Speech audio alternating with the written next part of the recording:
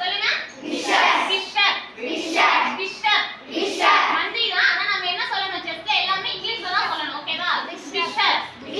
Fisher என்ன மூணு tea பார்த்தோமா? தமிழ்ல சொல்லக்கூடாது. தெரியலன்னா கேட்கலாம், எத்தனை தடவை வேணா கேட்கலாம். ஓகேவா?